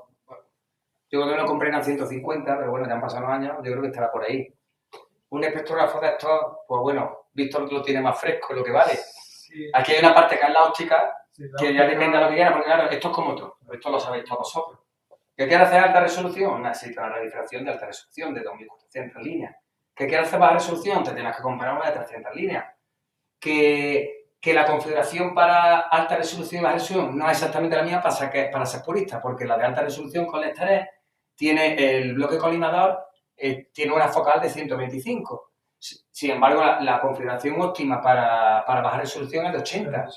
Entonces, eso yo también me lo compré. O sea, me compré también la lente y me compré. Entonces, son cositas que al final, pero bueno. Entonces, lo que vale el espectrógrafo en plástico, por así decirlo, porque un espectrógrafo 3D, 200, 200 y pico euros. 200 llega, sí, lo que es todo Claro, 3D, la compraba óptica mejor son 800. no, algo mejor, ¿Algo 500, sí. Si vas a verte a baja resolución solo alta. Eso es, si solamente es así, claro, es que yo he mezclado porque yo pedí todo lo de alta, lo de baja, y luego me fui hasta el infrarrojo también. Bueno, Entonces, incluso claro, el que no pueda tener, no tenga equipo, claro, no se lo va a comprar de golpe. No, por porque eso aparte digo la rejilla que necesita para el iniciar telescopio, yo la pongo cámara, la a mi montura. disposición. No, pero me refiero que aparte de eso, igual se puede también uno iniciar con los datos del compañero. Sí, uno recoge las curvas y Sí, luego se bueno, yo tengo en el pasa portátil, los en el vídeos portátil tengo todas las tomas de lo que he ido publicando, tengo ahí todas las y que se podía haber abierto, vamos, de hecho en la próxima reunión, pues con el software que yo utilizo, que es Tekinti, que es el software que también el tipo el gurú Christian Bill, aparte de diseñar el Starel, el Soler, el V, a diseñar el Painty con Valerie Deneuve, que es del mismo equipo. Es más fuerte, yo me entro en eso. Y es una pasada. Sí, porque, pero también se aprende mucho. Porque al final, que tú quieres hacer las correcciones geométricas, pues bueno, eso lo tienes en BAS y lo tienes otro. Tienes tu opción para hacer las correcciones geométricas, que son del TIL, del SLAM y del SMILE. Vamos a empezar con un masecito de respect, por ejemplo, que me Yo lo que pasa es que estoy un poco oxidado ya en eso. Como me siento en el Painty, estoy oxidado, tendría que refrescar. Los tutoriales tienen respect para el que empiece. Es que tienes que escuchar los vídeos en inglés del Tom este, que es el dueño de Respect. Pero bueno, yo de cara a eso sí trataré de refrescar, porque llevo años que no hago nada con el Respect, pero sí trataré de refrescar. De hecho, yo me compré la licencia porque ese sí. Yo de VAS no lo manejo y no. Pero en el Respect, yo en su día me compré la licencia, lo que pasa es que la licencia hay que renovarla de año en año y dejé de renovarla porque ya no lo uso. Pero bueno, que con el RESPEC para explicar cómo se saca un espectro, cómo se trata, eso en un rato refresco y se explica, sin problema. Además, bueno, tú he visto que algunos han sacado desde Fuengirola, otros desde aquí. Sí, porque me llevaba en verano todos los bártulos y me los llevaba a la terraza, como tú sabes. No necesita un cielo totalmente bueno. Espectroscopía no necesita en cualquier parte casi se puede hacer. Hombre, puedes encontrar que si la contaminación lumínica, algunas lámparas de las farolas, pues, pero bueno, eso luego en el tratamiento con el software te lo quita, no hay problema. No es problema hacer espectroscopía de la fibra. ¿Y cuánto tarda en sacar los datos para hacer el espectro de una estrella que quieras hacer? Pues mira, en una noche, o sea, cuando te planteas yo te digo, a mí lo que me echa para atrás de todo esto es no tener un observatorio y sobre todo que esto es un espectrógrafo 3D. Las flexiones las tiene siempre, ¿vale? Me echa mucho para atrás todo lo que son las tomas de calibración. Las tomas de calibración es una odisea, sobre todo en baja resolución. Ya lo comentaré, aunque los que habéis asistido al seminario este de Madrid estos días, ya lo han comentado. Y es así. La alta resolución es muy sencilla para calibrar, porque tú metes una línea de neón directamente al mismo tiempo que estás sacando el espectro de la estrella y te dan el sello de las líneas de emisión y tu espectro, y ya lo tienes calibrado. Pero el otro no, porque tiene un espectro muy amplio. Las líneas ya de neón están más centradas sobre todo en la zona del rojo. No tienes casi información en la zona del azul. Luego es muy importante el tema de los flats, porque a los flats la respuesta de la cámara es muy distinta. En la zona del azul está muy oscura y en la zona del rojo muy luminosa. Y claro, en el momento que se desplace un poquito la cámara, no ocupa el mismo píxel, ya se te desplaza el flash. Entonces el efecto que habéis visto de las cámaras CMOS, que te crea una especie, por un efecto cuántico, que te crea un ondulado, se te desplaza. Es un coñazo. Y claro, ¿y por qué digo lo del observatorio? Porque un observatorio no cambia la configuración. Tú tienes el equipo totalmente montado. No mueves un dedo. Y la mayoría de las tomas de calibración te van a servir.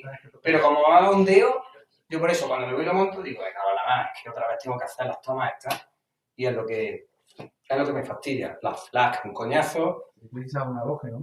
Sí, yo lo hago fuera del telescopio. Luego, yo sigo el recetario que dice el gurú. Yo no lo hago de otra manera, ¿vale? Lo hago de esa forma. Lo hago fuera del telescopio, con la lámpara esta que externa, pero no con el telescopio, sino fuera, con la metodología que él aplica. Yo ahí he sido un poco... No me he cuestionado más cosas, la verdad. ¿Quiere decir que cada sesión tienes que calibrar? ¿No vale una calibración?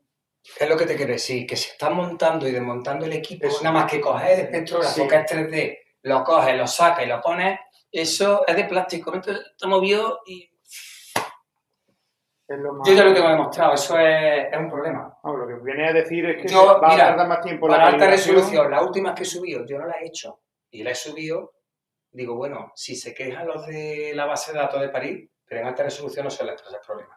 Por lo que te digo, porque a lo mejor el flash no es el mismo que el que saqué hace tiempo, pero como es un rango espectral tan pequeño, pues ahora en baja resolución te cambia mucho más. Entonces es un rollo. En baja resolución, entonces yo voy a intentar hacer esto, pero bueno, pero no sé si lo haré, lo de la práctica esta del FAE, pero ya tengo montado ahora mismo el espectrógrafo de alta resolución en mi equipo. Ahora tengo que desmontarlo, cambiarle el bloque colimador de 80, como he dicho, y la verdad es que me echa un poco para atrás. Entonces, luego lo que es la captura, cuando ya está todo montado, No, todo perfecto, la captura Cuando es... estás en la metodología, es importante meter la estrella en la rendija. El PhD, como veremos, tiene una aplicación que es meter la estrella en la rendija, la deja bloqueado y selecciona una estrella guía, un grupo de estrellas guía. Porque lo que pase con la rendija es lo que va a capturar tu detector. Lo primero es meterlo en la rendija. El guiado, que se quede El guiado es fundamental. Yo utilizo otras cámaras, como tienes que utilizar otras cámaras. La cámara de captura del espectro, la cámara de guiado y otra de astrometría, porque tú estás ciega. Si tú porque en la cámara con la que vas a sacar el espectro, tú no tienes nada más que una rayita de la rendija, no ves nada, estás ciega. La cámara de guiado tiene un campo pequeñísimo. Entonces yo para encontrar, sobre todo objetos que necesito una resolución. Entonces yo tengo una tercera cámara, que es la primera que utiliza para identificar los objetos en el cielo. Y cuando ya lo tengo, que lo que usa el MINA, es muy importante que esté perfectamente alineado. La cámara, porque es que eso no he perdido yo tiempo. Coño, si no la tengo aquí en guía, porque es que tienen que estar, claro, tú tienes, daos cuenta que la cámara de guía está cogiendo la focal del telescopio. El mío es un Masuto 11,8 de focal. O sea, que con el guiado es que tengo un rango muy pequeño. Entonces, me pasaba muchas veces que no veía la estrella. ¿Dónde está la estrella? Claro, no estaba la estrella, la tenía bien resuelta con la astrometría, pero no estaba en el campo de visión tan pequeño de este. Entonces, ahí es donde se pierde mucho tiempo. Entonces, es fundamental cerciorarte antes de que apunte donde apunte, aunque sea en la esquina, tenga la estrella. Porque entonces, ¿qué te vuelves loco? Claro. José, y si empiezas con la rejilla solo, te facilitará mucho todas esas cosas, ¿no? Entiendo que el espectro será mucho más sucio. ¿El qué? Si empiezas solo con la rejilla... Sí, claro. Claro, es que no tiene nada que ver. Es que la rendija es que está, por un lado, separándote toda la luz que no es la que tú quieras captar. Eso es lo primero. Y aparte que es lo que te está dando el poder de resolución. Con la rendija tú estás aislando el resto de fuentes lumínicas que no te interesan y tú es donde consigues, por lo que explicaba antes, conseguir el mayor poder de resolución. Entonces, trabajar con rendija es un abismo en cuanto a los resultados que puedes tener con respecto al Star Analyzer. No quiero echar por tierra el Star Analyzer. Yo me he tirado muchos años con el Star Analyzer y disfrutan mucho, ¿eh? Y disfrutan mucho. Porque sacas cosas y hay muchos ejemplos, como digo, en la página de Respect, que podéis ver lo que se puede hacer. Pero es verdad que cuando ya eres más exigente, quieres resultar un poquito más de mayor valor, pues no te tienes más remedio que irte a un espectro de rendija. Por eso... Mi pregunta es, si por ejemplo hacemos la práctica y nos compramos la rendijilla, que esa es el Star Analyzer, sí. Eso, de eso es de lo que estás hablando ahora, pero tú estás hablando de... Es como un filtro. Es un filtro de pulgada y cuarto que tú rascas. Sí. Normalmente necesitas un elemento extensor. Tú el Star Analyzer lo colocas a cierta distancia de la cámara, porque lo que hace el Star Analyzer es una redifracción de transmisión, atraviesa la luz y ahí es donde te empieza a difractar los haces. Entonces, cuanto más los separes, pues lógicamente va a conseguir más dispersión, pero no te puedes separar mucho porque se sale o la señal ya es muy débil y es muy débil. Entonces, eso lo quería enseñar la semana que viene. Hay una página web de Respect donde es una calculadora, donde tú metes los parámetros de tu equipo y te dice la distancia óptima a la que tienes que situar. Entonces, lo que coloca normalmente es algún tipo de espacio entre el SA100 y la cámara, que te dé más o menos la distancia para conseguir la dispersión que más óptima sea, ¿vale? Eso es lo que necesitas. Como yo he hecho a esa distancia, portafiltro, donde metes un filtro... Tú también lo tienes, ¿no, Víctor? Sí, lo compré yo. Sí, vale. Tiene un 200 y yo lo que he hecho es probar con ese. Vale. Es que Y el soy más resto... aventurado, he empezado con el de rendija. Joder, no, o sea, pero tú has acabado a un nivel ya estratosférico. Claro, pero lo pasé fatal. Porque es que no, Uf, es una locura. Es una locura, sí. Entonces, Sobre todo hasta que consigues, oye, ¿tú por qué? Luego es muy importante, cuando saca un espectro, que eso lo veremos, con rendija, no saca una foto de todo el campo de la cámara. Tú estableces un marco, porque luego a la hora de apilar con el software, es decir, quiero decir, has visto que el espectro es una línea, pues tú lo que haces es un recorte, lo que has visto es lo que yo he definido en el software de captura, que solamente quiero que me capture eso, porque eso te ocupa mucho peso, y cuando tú lo procesas en el software, coger imágenes tan pesadas te tarda un montón y te da muchos problemas. Entonces, eso también en línea te permite también seleccionar la captura, ¿vale? Pero la metodología, utilizando el Star Analyzer y luego la rejilla, la metodología después de... O sea, mira, el Star Analyzer normalmente tú vas a aprender a utilizarlo con la Star Analyzer para empezar y eso te va a servir después para... Sí, salvando la distancia. El Star Analyzer normalmente no necesita tampoco guiado. Porque, bueno, lo que va a hacer... No, pero va de menos a más. O sea, que va de... Si quieres puedes usar guiado, pero de peor a mejor, no es necesario, porque tampoco vas a conseguir mucho más por con que tenga guiado a nivel de poder de resolución. Entonces, el paso que... Claro, todos de los que estamos aquí habéis hecho guiado y tenéis una experiencia brutal en cuanto a guiado. Eso ayuda muchísimo. Eso no es ningún problema para vosotros. Lo único es que, oye, que hay que tener en cuenta que hay que meter la estrella en el huequecito. Que si no, tal vez... Que a mí me ha pasado, que yo me he tirado horas y horas. Digo, ¿qué pasa aquí que no consigo primero encontrarla aquí? Y no, eso lleva su tiempo, pero como todo. Pero eso es cuestión de echarle tiempo. Centrando muy bien el telescopio. Eso es fundamental. La cámara de astrometría y la cámara de guía que estén perfectamente alineadas, porque si no... Lo digo por experiencia, pierde mucho tiempo. Entonces, el próximo día nos va a hablar por lo menos de la configuración básica. Sí. Porque, claro, este tipo teórico, que yo creo que en 5 capítulos hubiera estado mejor. Una cantidad de conceptos de golpe. Claro, líneas de misión ni de eso son bien jodidas. Cuando empiezan. Claro, pero de todas formas, yo creo que sería muy interesante si pregunto. La próxima charla, si no va a hablar entonces de la configuración inicial, si queremos iniciarnos, porque si lo vemos muy complicado no nos vamos a iniciar. Sí. Y yo estoy muy motivado con esto desde hace años y no me he iniciado. Yo claro, sí, esa es la idea. Esto viene aquí oblicuo. Pero la raya de... Yo no sé dónde va. El colimador... Eso es la idea. Es como si alguien que no ha hecho en su vida... Claro, por eso yo quiero le hacer un breve resumen. ¿Dónde tiene que poner la cámara? Entonces, si empezamos desde la base, yo encantado y lo agradezco. Hombre, eso tiene su ajuste. El estar viene, hay que ensamblarlo. Cuando tú compras un espectrógrafo 3D como este, tú compras por un lado las piezas 3D y por otro lado la óptica. Y eso normalmente, yo no sé si hay empresas que sí también te dan el servicio de montarlo, pero yo creo que no. Entonces, ¿cómo lo montas? Pues yo en mi caso, supongo que he visto, habrá hecho lo mismo, coger los vídeos del proyecto Solex y sigue los pasos. Yo trataré de resumirlo, sintetizarlo en la próxima reunión, que es lo que voy a hacer, porque el ajuste es importante. Hay que empezar tiene que irse agenciando esto y esto claro, es lo básico. Para que empecemos con el empezar con el día. No lo vamos a empezar con el filtro de infrarrojo. Si no se quitan las ganas, claro. Es que hubo un momento en que yo me estaba llamando y con la cámara de fotos intentamos y por lo siento. Magnífico. Me tenéis que haber parado. Me tenéis que haber parado. Quiero que inicie otra vez. Pero ya la siguiente sesión. Perfecto. Entonces, eso lo vamos a hacer de día. Mi idea es poner brevemente, que eso está todo, como digo, en la página del proyecto, además, con mucha documentación y muchos vídeos. Como dice Fernando, se va a hacer un taller, nos puede iniciar y decir, mira, ir agenciando esto y esto, que es lo básico. Y yo explico cómo tenéis que empezar para saber qué es un espectro y qué es lo que sale aquí.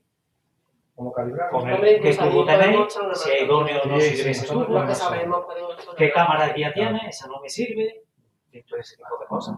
Cámara guía cualquiera. Sí, cámara guía, es una cámara guía. Sí. Claro, yo Pero normalmente bueno, ya lo lo que comentaremos. hacemos visual, otros fotografía, damos 2 cámaras. Hay que diferenciarse una tercera. Pero eso no tenéis que explicar. Sí, pero Mucha ciencia de golpe, ¿eh? Bueno, pero yo creo que para empezar, digamos, lo que es la operativa, la metodología, en principio siguen los pasos y luego ya poco a poco vas aprendiendo qué significa todo, porque todo de golpe eso es Oye, mucha quiero, información. pero claro, pero es que yo llevo, como digo, Ya, ya, yo llevo 9 años. Mi primer espectro con el SA100 fue en el 2017, ¿eh? Por supuesto, de manera muy continua, pero que yo llevo mucho tiempo, que evidentemente cada uno tiene su ritmo, pero que esto lleva mucho tiempo. Pero no las nociones resumidas. Oye, muchas de todas las gracias. ciencias. Venga, vale, ahora. Sí, aquí lo que pasa es que ha dado una visión general de todo lo que hay. Lo que se puede hacer y para demás. final, ¿no? Entonces, claro, pues, vamos, es una experiencia de 7 años, ¿no? Lo que ha reflejado en... Sí, pero eso que Hombre, pero que se puede hacer, para ¿no? introducirse, Y lo más cosas que mejor, se pueden hacer. por pero lo supuesto, mejor para ¿no? introducirse es ponerse mano a la obra y empezar. Entonces, cuanto más facilitemos el empezar y demos los materiales y empecemos a tener experiencias de éxito, aunque sean Yo sé pequeñitas, que hay más compañeros de la agrupación que tienen Star Analyzer, por ejemplo. Que era secretario Juanma tiene Star Analyzer y no sé si alguien más. O sea que lo que pasa es que es verdad que lo digo porque yo pongo el mío.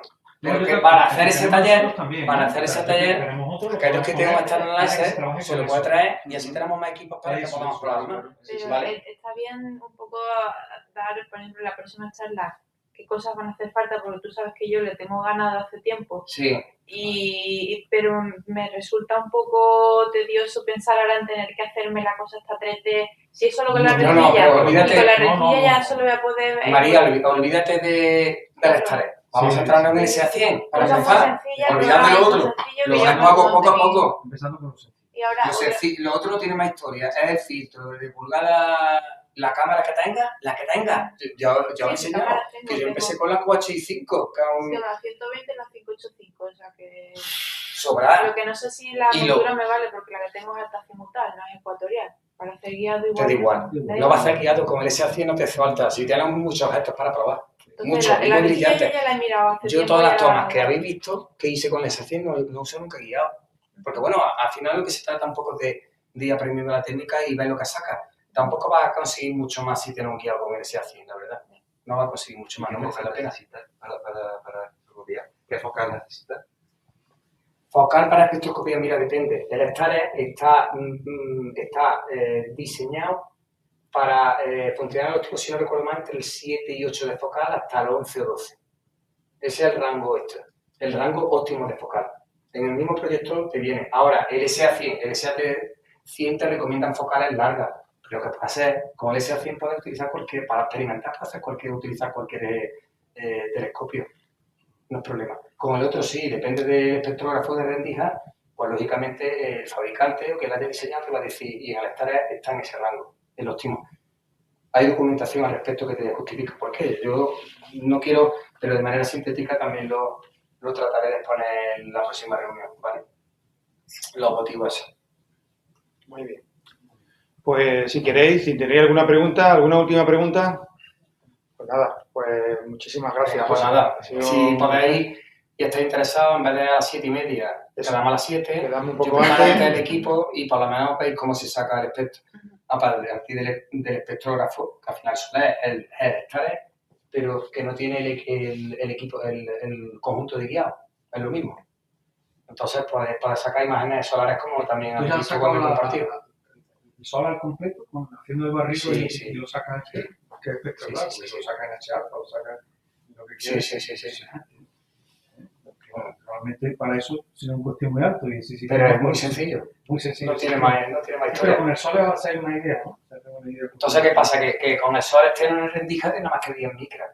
Tú sabes que Claro, porque la luz que entra... claro, y necesita mucha resolución para sacar los detalles. Entonces, esa configuración para hacer, aparte que necesita el módulo de guiado, para estar una rendija de 10 micras, es que necesita un objeto muy grande, que podría hacer también espectroscopía con el Solex, pero sin guiado y con una rendija tan estrecha que solamente podría apuntar sin guiado objetos muy luminosos. Entonces, al final tienes que ir al extraer guiado y además rendijas más anchas. Yo tengo 19 micras mi rendija, mi configuración. Y reconozco que no es la mejor configuración, tendría que poner 23 micras. Porque quiero ser muy ambicioso con la resolución, sacar más poder de resolución, pero tengo menos capacidad para llegar a objetos un poco más débiles. Entonces tienes que jugar un poco con eso y ya te vas dando cuenta. Entonces es que pierdo, hago exposiciones 10 minutos y no saco ni un 20% de CS, o un 15%. Yo estoy haciendo con 8 o 10 segundos, un poco segundos. Lo que pasa es que tengo una 26. Claro, pero tú estás en baja. Claro. En baja es que no tiene nada que ver. Pero cuando te metes en alta, es que tienes que poner mucho tiempo en las tomas. Y si estrechas mucho la rendija, llega un momento que no llega, no capta nada más que ruido. Ese es el problema. Pero bueno, esto es ir probando, esto no, esta configuración. Veis la básica y veis la otra para que veáis los equipos y veáis la diferencia. Pero siempre empezar con la más básica. Sí, la básica, totalmente. Pues muy bien. Muy bien, Pues nada, nos muchas vemos aquí gracias. en un mes. Juan, que está también aquí en la charla, también te da Juan, el tesorero. Ah, vale, Está muy bien. escuchando, pues nada, también te agradece y que le ha encantado la charla. Me alegro, hombre. Y nada. Nos vemos nos vemos primero en la asamblea, que es el día 11, ¿no? 11, que era sábado. Sábado 11 y bueno, ya estaré, no sé, bueno, hablaré con José para ver cuándo le viene bien para la siguiente, que será el mes que viene, ¿no? Pues finales, si hace el 11, pues el mes que viene a finales, ¿no? A finales de abril, ¿no? Perfecto. Bueno, terminamos aquí.